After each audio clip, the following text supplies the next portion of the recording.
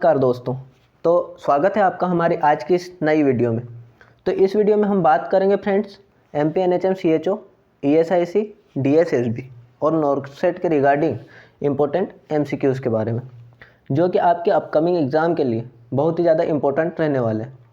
तो फ्रेंड्स, आप अगर हमारी इस सीरीज़ से पहले नहीं जुड़े हैं तो हमारी इस सीरीज़ के पुराने वीडियो भी देखिए, ताकि आपको ऐसी ही इन्फॉर्मेटिव जानकारी मिलती रहे। तो चलिए फ्रेंड्स, हम चलते हैं हमारे वीडियो की ओर। तो हमारा फर्स्ट क्वेश्चन रहने वाला है question number 1। In hospital setting who is responsible for informing the patient about surgery along with possible outcome, risk and complications and benefits. तो क्वेश्चन हमारा यह कह रहा है कि हॉस्पिटल सेटिंग में हमें इन्फॉर्म करने के लिए या पेशेंट को इन्फॉर्म करने के लिए कौन रिस्पॉन्सिबल होता है, किन चीज़ों के लिए? पॉसिबल आउटकम, रिस्क और कॉम्प्लिकेशन एंड बेनिफिट्स। तो इन सब के लिए पेशेंट को इन्फॉर्म करने के लिए कौन रिस्पॉन्सिबल होता है?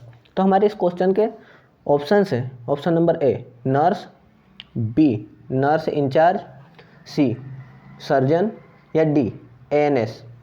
तो फ्रेंड्स, आपको अगर इस क्वेश्चन का आंसर पता है तो कमेंट बॉक्स में ज़रूर लिखिए, और अगर नहीं पता है तो हम इस पर डिस्कस कर ही रहे हैं। तो हमारे इस क्वेश्चन का आंसर रहेगा friends option number C surgeon. So hospital setting में सर्जरी के पॉसिबल आउटकम्स और उसकी रिस्क कितनी होती है, उसके क्या क्या कॉम्प्लिकेशंस होते हैं और क्या क्या उस सर्जरी के बेनिफिट्स हैं, इन सब के बारे में जानकारी हमें एक प्रॉपर जानकारी सर्जन के द्वारा ही दी जाती है, क्योंकि ये उन्हीं की रिस्पॉन्सिबिलिटी होती है। चलिए फ्रेंड्स, हम चलते हैं हमारे नेक्स्ट क्वेश्चन की ओर। तो हमारा नेक्स्ट क्वेश्चन है क्वेश्चन नंबर 2 है nutrient that helps in tissue repair is, means tissue repair में कौन सा न्यूट्रिएंट मदद करता है? तो हमारे इस क्वेश्चन के ऑप्शंस हैं। Option number A fat, B protein, C vitamin and D carbohydrate. तो फ्रेंड्स, वैसे तो आप सभी को पता है कि टिश्यू रिपेयर में कौन सा मिनरल या कौन सा न्यूट्रिएंट काम में आता है, लेकिन अगर नहीं पता है तो हम इस क्वेश्चन के आंसर की ओर जाते हैं। तो हमारे इस क्वेश्चन का आंसर है ऑप्शन नंबर बी प्रोटीन। तो फ्रेंड्स, किसी भी प्रकार की टिश्यू इंजरी हो तो उसे हील करने के लिए प्रोटीन रिस्पॉन्सिबल होता है।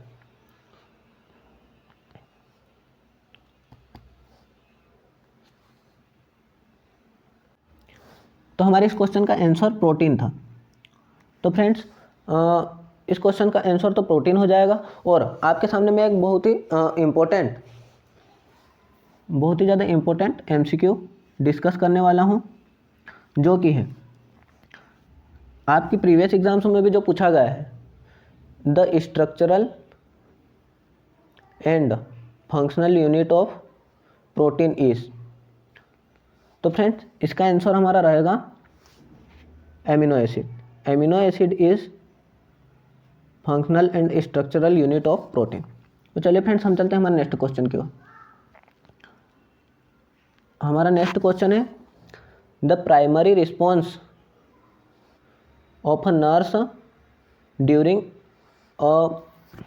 Admission of client. तो नर्स की क्या प्राइमरी रिस्पॉन्सिबिलिटी होती है क्लाइंट के एडमिशन के दौरान? तो हमारे इसके ऑप्शन रहेंगे friends. Option number A orient the client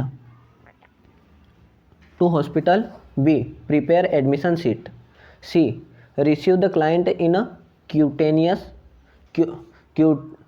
क्यूटियस manner, and D है हमारा feel concern form.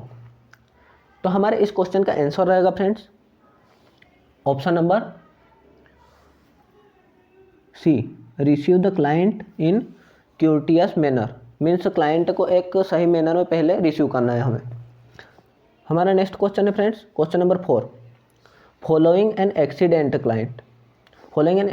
Client is admitted to a health care facility, this type of admission is, means एक इमरजेंसी फैसिलिटी में या इमरजेंसी वार्ड में एक patient आया है जो कि एक्सीडेंट से ग्रसित है, तो उस पेशेंट का जो एडमिशन लेंगे हॉस्पिटल में वो किस टाइप के एडमिशन के अंतर्गत आएगा। तो हमारे इसके ऑप्शन है, option number A routine admission, B therapeutic admission, C emergency admission, या डी एक्सीडेंटल एडमिशन। तो इस क्वेश्चन का हमारा आंसर रहेगा फ्रेंड्स, क्योंकि वो पेशेंट एक एक्सीडेंट से गुजर के आया है या एक्सीडेंट उसे हुआ है, उसका हुआ है, तो वो क्लाइंट इमरजेंसी वार्ड में आ रहा है, इसलिए इस क्वेश्चन का आंसर इमरजेंसी एडमिशन होगा, क्योंकि इस टाइप के सभी इमरजेंसी जो केसेस होते हैं वो इमरजेंसी एडमिशन के अंतर्गत आते हैं। हमारा नेक्स्ट क्वेश्चन है question number 5, macrophage is responsible for, means macrophage किस लिए रिस्पॉन्सिबल है। मैक्रोफेज क्या है, WBC का ही एक प्रकार है मैक्रोफेज। तो मैक्रोफेज किस लिए रिस्पॉन्सिबल है। तो हमारे इस क्वेश्चन के ऑप्शन है, option number A phagocytosis, B pinocytosis, C apoptosis, या डी एंडोसाइटोसिस। तो हमारे इस क्वेश्चन का आंसर रहेगा friends option number A phagocytosis. अब फेगोसाइटोसिस क्या है, फेगोसाइटोसिस है जो कि हमारे बैक्टीरिया और अदर माइक्रो ऑर्गेनिज्म जो होते हैं जो कि हार्मफुल होते हैं हमारी बॉडी के लिए, उन्हें नष्ट करने या उन्हें ख़त्म करने की एक प्रक्रिया है जो कि फेगोसाइटोसिस होती है। और ये फेगोसाइटोसिस मैक्रोफेजेस के द्वारा होती है और अदर WBCs के द्वारा भी होती है, लेकिन जो मैक्रोफेजेस हैं वो रिस्पॉन्सिबल मोस्ट कॉमनली होते हैं। तो चलिए फ्रेंड्स हम चलते हैं हमारे नेक्स्ट क्वेश्चन के। क्वेश्चन नंबर 6, अ टॉक्सिन और other foreign substance that includes N immune response in the body. Toxin या और कोई फॉरेन सब्सटेंस जो कि इंक्लूड है इम्यून रिस्पॉन्स में इन द बॉडी इज,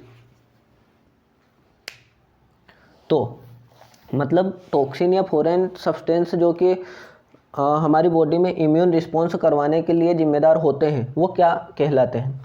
तो इसके हमारे ऑप्शन से option A complement, B antigen, C antibody, and D all of the above. तो इस क्वेश्चन का आंसर हमारा रहेगा फ्रेंड्स ऑप्शन नंबर बी, जो कि क्या है एंटीजन। जो भी फॉरेन सब्सटेंस या फॉरेन बॉडीज हमारी बॉडी में इंटर करती है उन्हें एंटीजन के नाम से जानते हैं। और ये एंटीजन क्या होते हैं, ये एंटीजन जैसे ही हमारी बॉडी में एंटर करते हैं वैसे ही हमारा इम्यून सिस्टम इनके अगेंस्ट रिस्पॉन्स करता है और उसे ही इम्यून सिस्टम कहते हैं या फिर इम्यूनिटी कहते हैं। तो चलिए फ्रेंड्स हम चलते हैं नेक्स्ट क्वेश्चन की। हमारा नेक्स्ट क्वेश्चन है question number 7, the movement of body parts towards the body's midline is termed as. Means body parts का मूवमेंट जो कि बॉडी की मिड लाइन की ओर, जैसे कि मिड लाइन में हमारी स्टर्नम हो गई या मिड लाइन में हमारे अम्लाइकस हो गई, उस और हमारे बॉडी के पार्ट्स का मूवमेंट जो होता है उसे किस नाम से जानते हैं मेडिकल टर्म में। तो इसके हमारे ऑप्शन है abduction, B adduction, C extension, and D pronation. तो फ्रेंड्स हमारे इस क्वेश्चन का आंसर क्या रहेगा आप कमेंट बॉक्स में ज़रूर लिखें, और अगर आपको नहीं पता है तो हम इसको डिस्कशन कर ही रहे हैं। तो हमारे इस क्वेश्चन का आंसर है एडक्शन। तो फ्रेंड्स आप इस चीज़ को इस तरह से याद रख सकते हैं, जो एडक्शन होता है, एडक्शन का मतलब होता है ऐड करना। एडक्शन का हम एक ट्रिक जैसे याद रख सकते हैं, ऐड करना मीन्स कुछ चीज़ हमारी बॉडी की ओर या हमारी ओर आ रही है तो उसे हम अपने से जोड़ लेंगे, उसे बोलते हैं ऐड। तो ऐड से एडक्शन मीन्स कुछ चीज़ हमारे पास आ रही है उसे ऐड करना, एडक्शन पास आ रही है मिड लाइन से। अब बोलते हैं एक हमारा यहाँ पर टर्म है एबडक्शन, जो बॉडी पार्ट्स हैं उसे हमारी बॉडी से दूर ले जाना, वो होता है एक्सटेंशन, वो होता है एबडक्शन। ठीक है फ्रेंड्स, तो हम चलते हैं हमारे नेक्स्ट क्वेश्चन की ओर।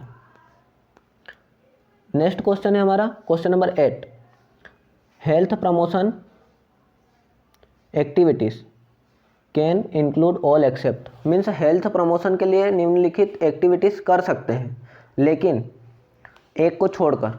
ये एक्सेप्ट वाले क्वेश्चन फ्रेंड्स आप एग्जाम में ध्यान रखिए कि लास्ट में अगर एक्सेप्ट लिखा हुआ आ रहा है तो एक ऑप्शन को छोड़ने की बात यहाँ पर या एक के अलावा बात हो रही है, तो इस एक्सेप्ट को ध्यान में रखिए, क्योंकि बहुत बार इस एक्सेप्ट को हम ध्यान नहीं रखते और हमारे क्वेश्चन गलत हो जाते हैं। तो हमारे इस क्वेश्चन का क्या ऑप्शन हैं? Option number A balance nutrition, B habitual drinking of alcohol, C exercise and D safe sexual practice. तो हमें यहाँ पर एक्सेप्ट पूछा है, मीन्स हेल्थ को ठीक करने के लिए या हेल्थ प्रमोशन के लिए एक्टिविटीज़ की जाती है लेकिन एक नहीं की जाती। तो हमारा इस क्वेश्चन का सीधा सा आंसर जा रहा है option number B habitual drinking of alcohol. Means alcohol को ड्रिंक करना हेल्थ प्रमोशन में नहीं आता, ये एक्सेप्ट में था, इसलिए हमारे इस क्वेश्चन का आंसर चला जाएगा ये एल्कोहल वाला।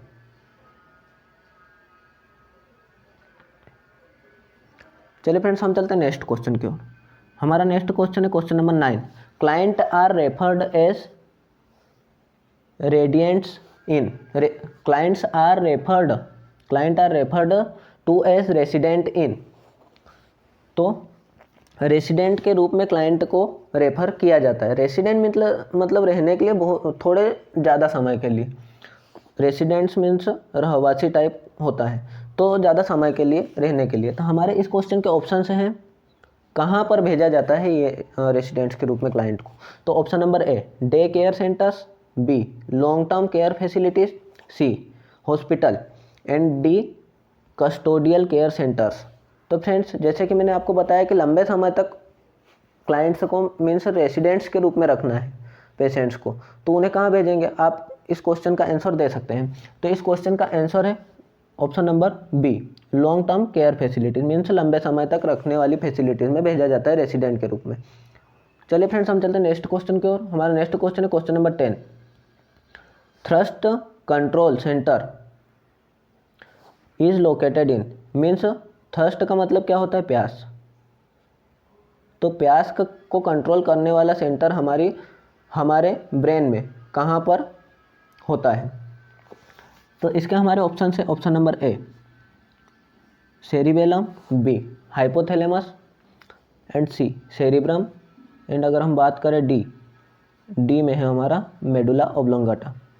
तो हमारे इस क्वेश्चन का आंसर फ्रेंड्स आप सभी को पता है कि जो हमारा हाइपोथैलेमस होता है वो भूख, प्यास और इन सभी चीज़ों के लिए रिस्पॉन्सिबल होता है या उसके द्वारा कंट्रोल होती है, जो हमारा हाइपोथैलेमस होता है। तो इस क्वेश्चन में भी प्यास के लिए थ्रस्ट सेंटर कंट्रोल सेंटर की बात कही गई है, तो इस क्वेश्चन में हमारा आंसर चला जाएगा option number B hypothalamus. Means hypothalamus के द्वारा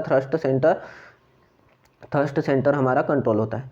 तो फ्रेंड्स अगर ये हमारी वीडियो यहीं तक थी, और अगर आपको ये हमारी वीडियो अच्छी लगी तो इस वीडियो को लाइक करें और कमेंट करके बताएं कि आपको आगे कौन से सब्जेक्ट पर वीडियोस चाहिए। और अगर आप चैनल पर नए हैं तो चैनल को सब्सक्राइब ज़रूर करें, ताकि आपकी अपकमिंग बहुत सारी जो सेंट्रल और स्टेट गवर्नमेंट के एग्ज़ाम्स हैं उनके लिए आपको बहुत ज़्यादा बेनिफिट मिल सके। तो फ्रेंड्स चलिए मिलते हैं हम अपने अगले वीडियो के लिए, तब तक के लिए धन्यवाद।